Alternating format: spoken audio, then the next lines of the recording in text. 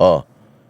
Isa ito, mga bossing, sa talagang ayaw ng gobyerno na ito, o ginagamit ng gobyerno para malinlang at malito tayo. Itong extradition request kay Pastor Quiboloy.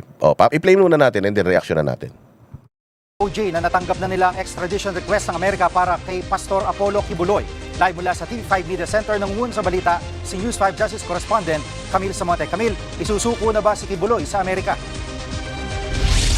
Jiggy, pinag-aaralan pa raw ng Department of Justice itong hiling ng gobyerno ng Amerika na i-extradite o isuko sa kanilang bansa itong si Kingdom of Jesus Christ founder Pastor Apollo Quiboloy. Ayon kay Chief State Counsel Dennis Chan, kailangan maghain ng petisyon ang DOJ sa korte para sa extradition at dinggin ito. Kailangan daw matiyak na compliant o masusunod ito sa batas at extradition treaty ng Amerika at Pilipinas. Kumpiyansa naman ang DOJ na maaaprubahan ang extradition petition kay Quiboloy. Wanted sa Amerika si Quiboloy dahil sa kasong child sex trafficking, fraud at iba pa. Ginamit umano ni Quiboloy ang simbahan para mag-recruit ng mga miyembro na pinilit mangalap ng donasyon. Ang ilan para...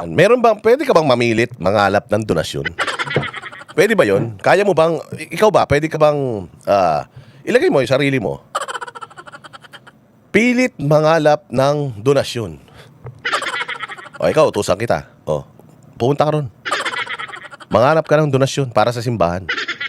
So ikaw lalabas ka, mangangalap ka ng donasyon. Kung ayaw mo yung ginagawa mo, halimbawa, totoo itong sinasabi nila, kung ayaw mo yung ginagawa mo, bakit di ka na tumakas? Ka na tumakbo? Di ka na umuwi sa bahay ninyo. Di ba? Kasi pinilit eh. So pagka ang hirap kasi paniwalaan nung pinilit ka na gawin yung isang bagay, tapos meron ka namang way para umalis. Katulad ng paano ba mangalap ng donasyon? Di ba? Pupunta ka sa mga bahay-bahay, hingi kang pera, o kaya magtitinda ka ng mga kung ano-ano para makapag-raise kayo ng funds. Tama. Di ba? Para makapag-raise kayo ng funds, ganun gagawin nila. Okay, kung halimbawa ikaw nasa labas ka na, hindi mo gusto yung ginagawa mo, inutusan ka, nakabantay ba sa'yo si pastor habang nangihingi ka ng donasyon? Nasa likod mo ba siya? Binabantayan ka niya habang nangihingi ka ng donasyon? Hindi naman. So, ibig sabihin, kung marami kayo, kasi ganun ang sinasabi nila, human trafficking, kung marami sila na nasa labas at humihingi ng donasyon, so ibig sabihin, hindi sila kayang bantayan ng mga leaders nitong simbahan. Bakit sila bumabalik? Ba't sila umuuwi? Pagkagaling nila sa mga gawain nila sa labas, ba't pa sila umuuwi? Kung ikaw naman, napipilitan ka lang, lumabas ka na, nasa labas ka na, pwede ka na tumakas. Ba't hindi ka tumakas? Di ba? Bobo eh. Sobrang bobo. Kasi lahat naman may mga missionary works. Lahat naman may mga ministry. Hindi ba? Sa simbahan ganyan eh. Ikaw, music ministry. Nagtatambol ka na nagtatambol sa simbahan. May bayad ka? Wala. Ikaw, sakristan ka. Sakristan ka sa simbahan. May bayad ka? Wala. Ikaw, ako, nanay ko, kolektor sa simbahan. Ilang beses ang misa sa amin, sa Bulacan. Sa nanay ko, sa lugar ng nanay ko. 4 na beses ang misa. 4 na beses siyang nandoon sa simbahan. Gaano katagal yung ginugugol niya sa simbahan para mangolekta ng pera? Mangolekta ng pera sa mga nagsisimba. May sweldo sila? Wala. Ganyan ang simbahan eh. Ganyan na talaga ang setup ng simbahan noon pa. Mangalap ng pondo kasi ang simbahan merong mga gawain yan. At hindi nila mapapalawig yung kanilang gawain kung hindi sila magre-raise ng funds. Ang simbahan natin, ang mga Katoliko, BPI. Di ba ang BPI? Pinakamalaking shareholders ng BPI CBCP, Simbahang Katoliko. Do you ask your church, where's your money going? Saan napupunta yung pera namin? Saan napupunta yung mga dinodonate na? Donation yun eh. Tithes yun. Nasa Biblia yun. Kaya nga tax-free yun eh. Ngayon, tingnan ninyo. Pinipilit yung mga tao para humingi ng donasyon. Kung ako, masamang tao ako, pipilitin kita, hihingi ka ng donasyon. Pag nakuha ko yung donasyon na galing sa'yo, saan ko ilalagay yun? Lalagay ko sa bulsa ko yun. Lalagay ko sa bulsa ko, magpapakasaya ako. Alam nyo ba kung bakit masigasig yung mga taga KOJC para mangalap ng pondo, magpakalat ng salita, fundraising? Alam nyo kung bakit? Meron silang kingdom, pinakita ko kanina eh. May kingdom sila, meron silang Glory Mountain, meron silang Prayer Mountain, meron silang eskwelahan, may Children's Joy Foundation. Tapos meron pa silang SMNI Foundation na nagbibigay ng mga tulong sa mga nasalanta. At sabi ko nga sa inyo, billions of pesos ang ginastos ng KOJC sa pamamagitan ng SMNI at ng Laban Kasama ang Bayan para maubos ang mga sindikato at mga terorista dito sa Pilipinas. Doon napupunta yung pera. Na kung ano man yung kanilang mga fundraisers na ginagawa nila ng bukal sa loob. Imagine mo, 8 million sila. Ilang daan libo ang kanilang miracle workers all over 224 cities dito sa buong mundo. Ganun kalaki yung kanilang simbahan, mga bossing. So, saan na pupunta? Ayun, magpapaaral silang libre. Libre ang pagkain, libre ang pabahay. Tapos, may mga ganyan silang mga pasilidad, pinakamalaki sa buong mundo. Itong kingdom na bubuksan nila sa September 1. Di ba? Kaya ito si Pastor Apollo Kibuloy, alam nila, sampal sa kanilang mukha itong mga magagandang nagawa ni Pastor. Kaya yung mga ganyan, yung mga yan, kaso pa man lang yan. Kaso yan, hindi naman ibig sabihin na pag nakasuhan ka, guilty ka na. Hindi po, presumption of innocence. Lahat naman pwedeng kasuhan. Maraming mga nakakasuhan dyan, na-acquit. Kasi nga, hindi nila ginawa. O, ganun din dito kay Pastor. O, kaya nga niya hinaharap yung kanyang kaso. Kaya nga siya sumuko dito sa Pilipinas. Kasi naniniwala siya na kaya niyang lusutan itong kaso na ito dahil wala siyang ginawa masama. At sa Amerika, ganun din. Gusto na ni Pastor Kibuloy na harapin yung kanyang kaso diyan sa Amerika. Ako, thank you very much kay Tess De Guzman. Hello boss, good evening here in San Diego, California. Take care, ingat palagi. Ikaw din. Mag-ingat ka, Tess De Guzman, diyan sa San Diego. God bless you. Take care palagi. O, pero mabalik tayo ulit dito kay Pastor Kibuloy, mga bossing. Ang hirap ng gusto nilang mangyari. Oo, kasi nadidismiss na yung kanyang mga kaso sa Amerika. Gusto niyang pumunta roon. Gusto niya talagang i-clear yung mga pangalan niya doon dahil parang second home na ni Pastor yung Amerika. For the past 8 years, hindi na siya nakabalik sa Amerika. 8 taon, taon-taon halos 3 beses sa isang taon kung magpunta siya dyan dahil malaki yung simbahan niya dyan. So, hindi na siya nakakapunta dyan dahil doon sa mga kaso niya. O kaya nga gusto niya, naharapin na yung kanyang mga kaso doon. Hindi naman natatakot si Pastor na pumunta doon para harapin yung kaso niya. Ang kinakatakot lang, actually si Pastor hindi siya natatakot, pero yung mga members niya, mga leaders nila na nagmamahal sa kanya, natatakot sila na baka mamaya pagka tinransfer si Pastor from dito sa Pilipinas, papunta doon, baka may mangyaring masama sa kanya, mga bossing. Diego Chimichurri, yung anak ng isang religious leader, duwag at kurap. Oo, si Joel Villanueva, wala yun. Duwag yun. Si Pastor Kibuloy, kahit na ikakulong niya, wala siyang pake, basta para sa bayang Pilipinas. Nakulong yan siya dahil yan sa kanyang pagmamahal sa bayang Pilipinas. Hindi siya katulad nung iba. Yan si Joel Villanueva. Hindi yan sila katulad ng mga yan na walang mga prinsipyo. Na tinakot lang ng kaso, bumaliktad na. Si Pastor Kibuloy, yung mga kaso niya, dismissed na yan. Yung mga kaso niya na dismiss na yan sa Davao, binuhay lang nila ulit. Tapos dinagdagan nila ng isang Nobel na wala silang ebidensya. Mahina na yung kanyang kaso dito. Malapit na itong ma-dismiss at wala nang magagawa yung judge dito dahil grave abuse of discretion kapag hindi pa nila pinalabas si Pastor samantalang wala silang ebidensya, makakasuhan sila. So, dahil mahina na yung kanyang kaso dito, binuhay na nila yung extradition na yan para mapaalis si Pastor dito. Tingnan mo, anong gusto nila mangyari? Ang gusto nila mangyari, i-cancel muna. I-suspend muna yung kaso. Pwede ba yun? Pwede ba na may ongoing ka na case tas isususpend mo kasi to give way sa ibang korte? Pwede ba yun? I mean, okay, sige. Given, meron siyang kaso sa Amerika at gusto siyang makuha ng Amerika, wanted din siya doon, given. Pero ang batas kasi, malinaw. Ang sinasabi ng batas, kailangan maabsuelto ka muna or masolusyonan muna yung kaso na kinakaharap mo dito bago ka mapunta doon. Una sa lahat, ganun nga, di ba, natatandaan ninyo, merong mga Japanese dito sa Pilipinas na hawak ng Bureau of Immigration. Nadi-deport na ba sila sa Japan? Hindi pa. Bakit? Kasi meron pa silang mga kasong kinakaharap dito. Ang ginagawa nila, bubugbugin nila yung mga asawa nila. Yung mga asawa nila magsasampa ng kaso ng mga asawa nila sa Pilipinas magsasampa ng kaso yon ng physical abuse. Para yung mga hapon na yon, hawakan natin kasi may kaso pa sila dito. Ito hapon na to Hindi pa sila ma-extradite o ma-deport pa Japan kasi nga may kaso pa sila dito sa Pilipinas. Kailangan matapos muna yung kaso nila sa Pilipinas bago mo sila ipa-deport doon sa Japan. Kasi meron mga sindikato sa Japan na nandito sila sa Pilipinas, nasa loob sila ng tawag diyan sa kulungan, na hawak sila ng immigration, na nag-i-instruct sila ng krimen sa Japan habang nandito sila sa kulungan sa Pilipinas. Wanted sila sa Japan. Dapat ibinibigay na natin sila sa Japan. Mga Hapon yung mga yan, di naman mga Pilipino. Pero dahil nga may kaso pa sila sa Pilipinas, yun yung scam May kaso pa sila sa Pilipinas kaya hindi sila maibalik dun sa Japan kahit na nire-request na sila ng Japanese government na isuko na sila sa Japan. Hindi to mga Pilipino ito pa kaya kay Pastor. Si Pastor may kaso dito, kaya nga niya hinarap yung kaso dito Kasi gumagana naman yung mga korte dito. Hanggang ngayon, hindi pa nga siya nakakalaya. Mantakin mo 2 taon na. So ngayon, gusto nila mangyari, i-cancel or i-suspend yung kaso rito. Pumunta siya sa Amerika, mag-hearing siya doon. Pag na-absuelto siya doon, kasi alam nila ma-absuelto siya doon, pag uwi niya dito, makukulong pa rin siya. Pwede ba naman yun? Imagine niyo. Ito lang isipin niyo. Yung mga akusado, ng kaso doon sa Amerika at saka yung mga kasama ni pastor na akusado dito sa Pilipinas, hindi sila kumbaga yung mga kasama niyang akusado sa Pilipinas, hindi sila akusado sa Amerika. So ibig sabihin, kukunin dito si pastor lang, hindi silang lahat. Kasi may 5 pa eh. O kukunin si pastor, dadalhin sa Amerika, mag-hearing doon. Paano yung kaso niya dito? O isipin na lang natin, paano yung kaso niya dito? Aandar ba yung kanyang kaso dito sa Pilipinas? Kapag wala siya sa Pilipinas. O so paano? Nakakulong yung mga kasama niya dito. Sila, yung mga Canada, yung mga pinakulong nila Rizon Tiberos. Nakakulong sila. So ibig sabihin, hanggat wala si pastor, nandoon sa ibang bansa, 2 years, 3 years na nag-hearing doon. Pero 2 years, 3 years din na nakakulong yung mga tao rito dahil suspended yung kanilang kaso. Di ba? Gago? Di pwede yun. Justice delayed is justice denied. Lahat ng mga Pilipino ay may karapatan sa speedy trial. So, hindi naman pwedeng umandar yung kaso dito nang wala si pastor kasi siya yung pinaka-main na kinakasuhan dito. So, yung 5, yung 4 na babae, tsaka yung isa pang lalaki na nakakulong, ibig sabihin, makukulong sila habang nandoon si pastor sa Amerika kung dadalhin nila si pastor doon sa Amerika. Gago kayo. Utangin na nyo.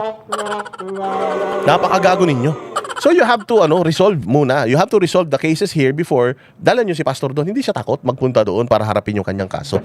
Gustong-gusto nga niya yun eh. Para makabalik na rin siya sa Amerika at kung ma-dismiss na yung kaso niya doon, magagawa niya na ulit yung ministry niya doon. Mapapakalat niya na ulit or mapapalago niya na ulit yung kanyang mayaman ng simbahan doon, hindi ba?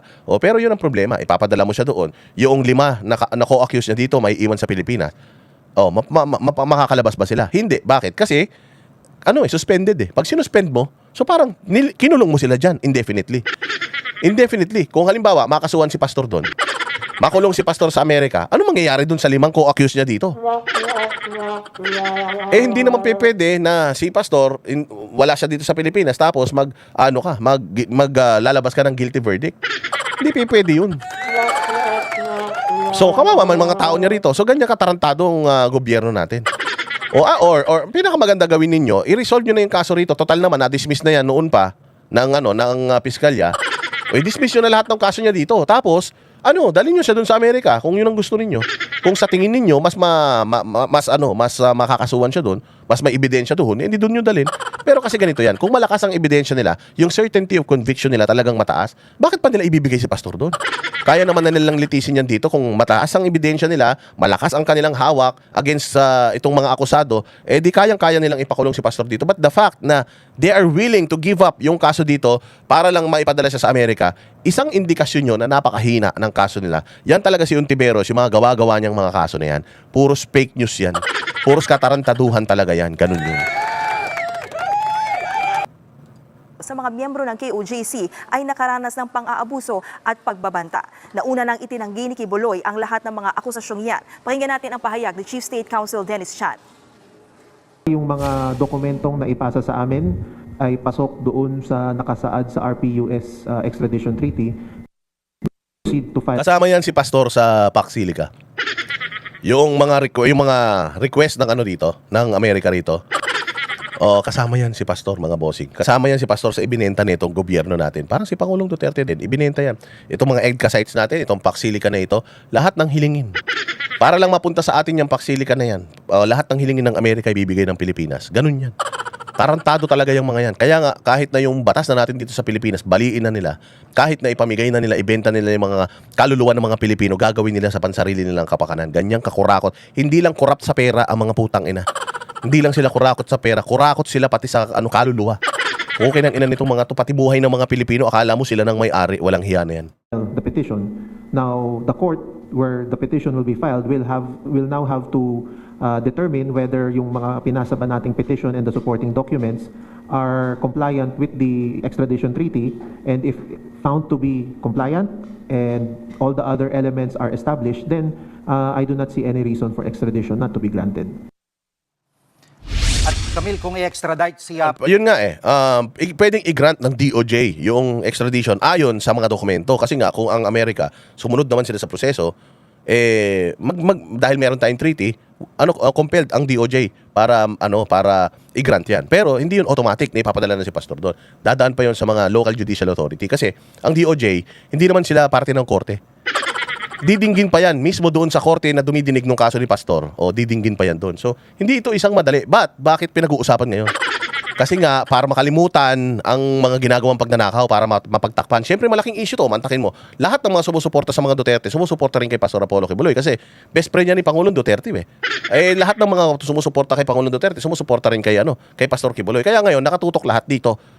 Nakadepensa lahat dito. Nakakalimutan natin, nakakatakas na yung mga hayop na mga magnanakaw sa Pilipinas. Hindi yan. Wag natin masyadong binibigyan ng hype ito. Lagi niyong tatandaan. Si Pastor Apollo Kibuloy, kahit 1 piso, wala siyang kinuha sa kaban ng bayan. Galing pa sa bulsa ng kanilang simbahan, tumulong pa sila sa Pilipinas noong panahon ni Pangulong Duterte. Yun ang lagi ninyong tatandaan. Sa tuwing makikita niyo si Pastor, lagi niyong iisipin na, itong tao na to, hindi naman magnanakaw to . Itong tao na to, hindi naman involved sa flood control to.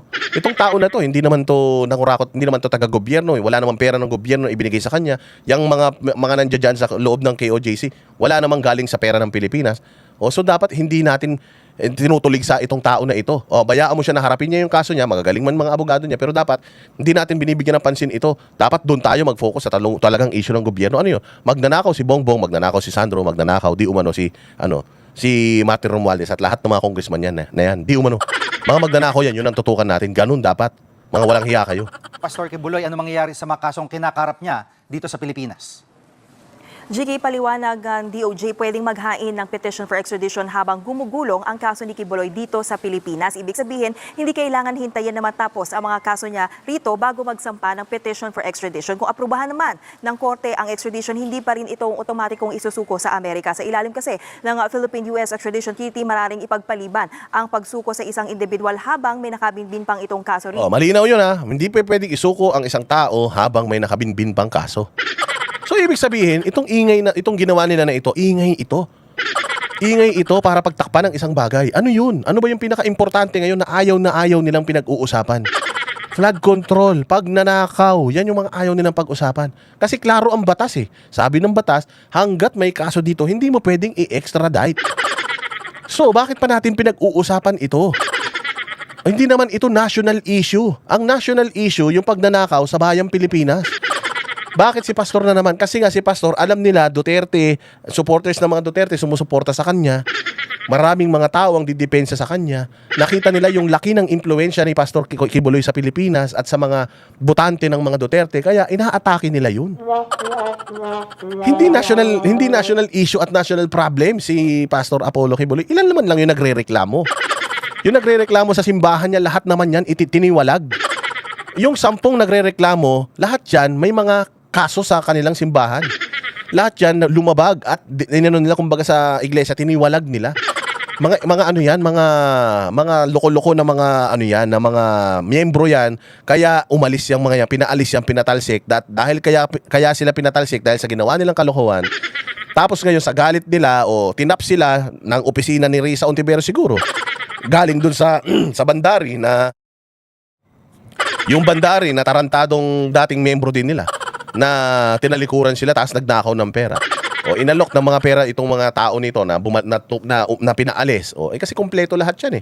Lahat ng mga testigo nila nandiyan sa Senado, pati yung mga nandoon sa Amerika na mga nagrereklamo, lahat yun may mga written acceptance sila, confession ng mga kagaguhang ginawa nila dyan sa simbahan. Inamin nila lahat yan, pinirmahan nila at legal yung kanilang pagkakapaalis sa simbahan. Kasi ganun dyan sa kanila . Kailangan meron tayong kontrata. Ito. Ngayon, kapag lumabag ka doon sa kontrata natin, gagawa ka ng sulat. Kung gusto mo nang umalis dito, okay man lang . Hindi naman bawal umalis dyan. Sabi ko nga sa inyo, dyan sa KOJC, nung 16 days na nandiyan yung mga tao, wala namang ano dyan . Wala namang mga sumuko na sinabi, mga polis, tulungan nyo ako, kinukulong ako. Wala namang ganun. Walang ganun nangyari kahit isang araw, kahit isang tao, walang ganun lumabas. So kung talagang maraming inaalipos na dyan, binubugbog dyan, o kung minamaltrato dyan, di sana, marami na nagsumbong sa polis, 3,000 polis yung nasa loob. Sa loob na 16 na araw, wala man lang ni isa.